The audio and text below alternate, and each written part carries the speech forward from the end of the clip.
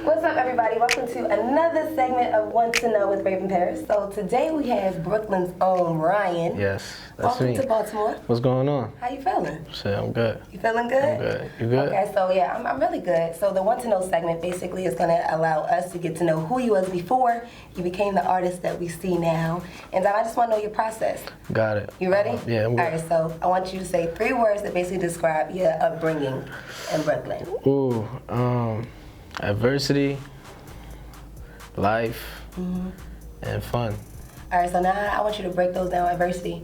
Get into it. Adversity, being in Brooklyn, it's a lot of broken homes. So it's like, you off the gate, you already have the differences of like not having a father in your crib, not having a mother in your crib. So it's like, the streets raise you or your friends raise each other. So it's like, that adversity right there prepares you to be without. And if you can make it without, you can get through life. You can get through life. So imagine what you do when you do have. So the adversity did that. I say life because no matter how dark the shit was, we always have fun. We always just was like make the best of our opportunity, make the best of the moment, and just enjoy it. And then fun because it's just a blessing to be here. Like, that's what it's just a blessing to be alive and just to have people next to you that want to do the same thing or just push you to be better. That's what it was about. Yeah. So, who did raise you? My mom. Your mom?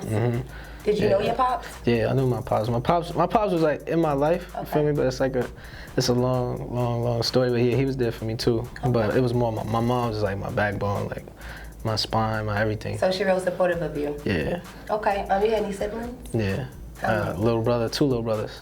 Okay, so you the oldest? Yeah, I'm the oldest. Okay, but all right, so I want to know, like, because growing up in Brooklyn or in New York, period, you hear a lot about like the rap scene, the hip hop scene, but you're into R&B. That's the funny part. Before I was singing, I was like rapping, like doing. So you had bars? Like freestyle, yeah, I was nice with it. I was like that? Like it was like some like backpack, but like some conscious rap. Okay. Because that was like what I wanted to do. It was like therapy for me. But then from writing, I just got discovered like I was a great songwriter. So I started writing for singers and rappers, like just ghostwriting. And then it was like a ghostwriter. Yeah, for me. At 16, ghostwriting for artists that's on already. And then that's a nice check too. People don't know it. Behind the scenes, you make your coin. You get a lot of respect. You get that access to producers and all type of stuff you just get in the industry. So then I had to write for a singer, and the singer was late to the session. So my brother Tariq, he was like, yo, go in there and just do it. And when I went in there, he was like, yo, you need to do this for real, for real. So from that day, I just started singing and it was over. So you were 16? Yeah. So who actually introduced you to the game? How did you know who to connect with? How did you know who to plug yourself in with? It just happened organically. Like me and my friends were just lit outside. Like we was the cool kids. Like before music, before anything, we played football. And all the girls liked us. So it was like you knew us one way or the other. Right. So then Diddy's son, Christian, King Combs, came through to the city. And he was in the studio. I saw him in the studio. And he was like, yo, you rap? I was like, yeah. I was like, yo, you rap? He was like, yeah. So I met him, spit the hardest 16 ever. He was like, yo, that was hard. He was like, yo, hang out with me. So I was like, all right, bet. Hung out for a week. And then like next month was my birthday. They flew me out to Miami, changed my life. Wow. Yeah. Do you remember them 16 bars that you said? Can we hear it right now? No, James. I ain't gonna lie. I don't even know those right now. That was. So wait, I want to hear the bars when you was rapping. Can we get some type of conscious? That'll come. In the projects? That'll come in the projects or later on down the line. All right, I tried. Yeah. So who were some of your artists that did influence you growing up? Usher. Of course. So how does it feel to be acknowledged by Usher? That is crazy. See, like that is crazy. That was just like one of those moments, when life comes full circle. It was like he's actually one of the reasons that I started making music. I was 7 years old, 6 years old. And we ain't know nothing about nothing. Yeah, I was 6 years old, and my mom said she was taking me to a baseball camp because I played sports, and she surprised me and was actually going to an Usher concert. And I was like 6 years old on my pop's shoulders watching Usher. And from there it was like, I love music, that's what I want to do. And now look at you. So have you actually got to meet him? Yeah, I met him in person. So how was that? I actually met him at Chris Brown's birthday party that just passed. The 30th. The Chris Brown 30, yeah. So I met him at Chris Brown's birthday party. And then when I saw him, he's like, yo, what's going on, kid? I introduced myself. He saw the video. He was like, wow, I'm in awe. He's like, it's gonna be a great journey for you. This is special. And then he said he was calling my managers in the morning. It was just like, I'm being acknowledged by somebody that made me start making music. Someone that inspired you. Yo, that's just like I was when I was working with TMZ in New York, and I got to interview Oprah. It was the best 15 seconds, yo, seconds of my life. Like, so I can only imagine. That's so fire. So a future collab that you would want to do with who? Future collab I would want to work with. Your ideal collab. Does it got to be like legend status or people that I think is just dope? Whoever you want. I think. Ooh, top 3. Yep. I feel like LMA is dope. I feel like for R&B, LMA. I feel like me and LMA on a song would be fire.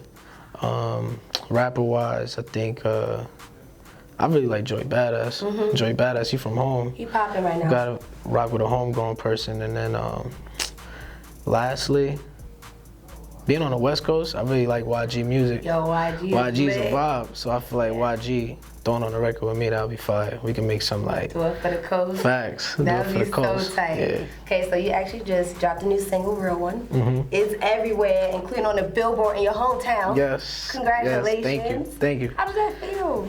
We woke up, my manager, my brother Tyreek, we saw, he was like, hold up, wait, for real, for real? Right. So it was like, nah, and that was just like a moment, because from being away from home for so long, you start to feel like, yo, am I even still connected to home? Because being in LA, it's like you just grinding. Yep. And like the people see you grinding, but they don't get, you're not actually there for them to see it. So when they saw the Billboard, you just see everybody from hometown like, yo.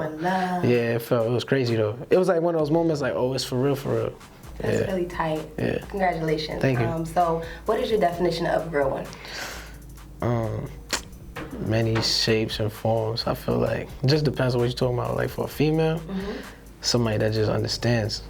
Understanding is like the biggest part of being a real one. Because if you don't understand me, you're not gonna understand that I'm a real one myself. For me, you're not gonna know what to bring to the table. And just overall, just a real friend. Somebody that just holds it down. Holds it down. No matter what, without any like self-gain or like all that stuff. Just genuine, authentic.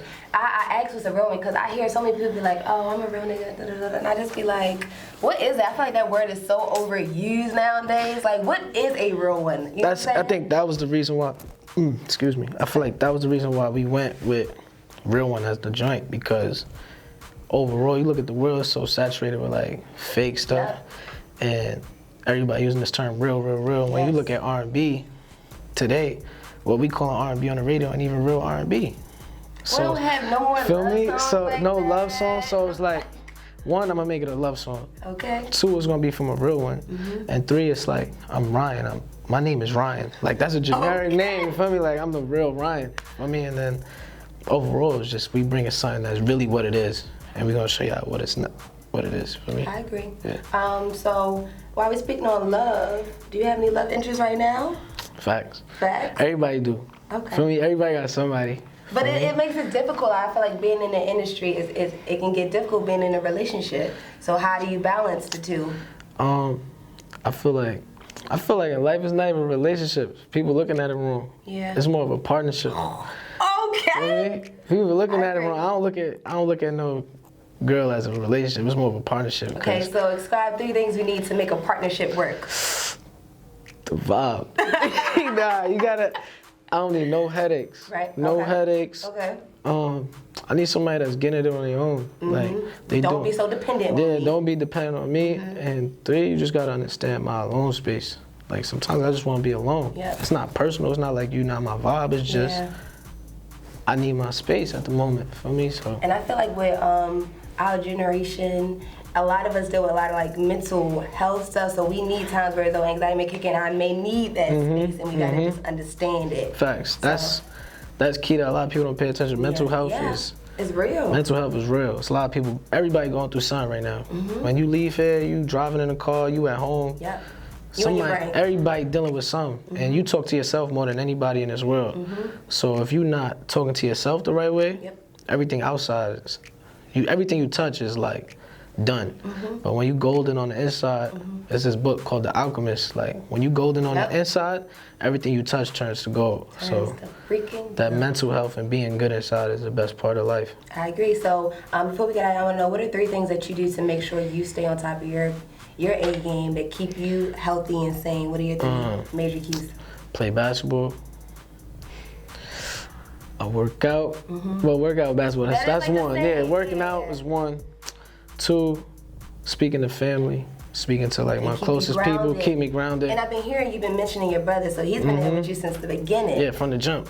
Like from best friend, brother, manager to everything. Like my yin to my yang. Like that's everything to me. And then third is just inner peace. For me, whether it's praying, meditating, going in the hot tub, playing Xbox, whatever is your inner peace, do your inner peace and don't care if anybody like it. That's so tight. Yeah. I'm here for all of that. Thank you. So definitely tell everybody where they can find you if they're not already following you. On Instagram, you can follow me at the Ryan Way, TheRyanWay. On Spotify, type in Ryan. On iTunes, just type in Ryan. It's the first thing to pop up, and you get the single.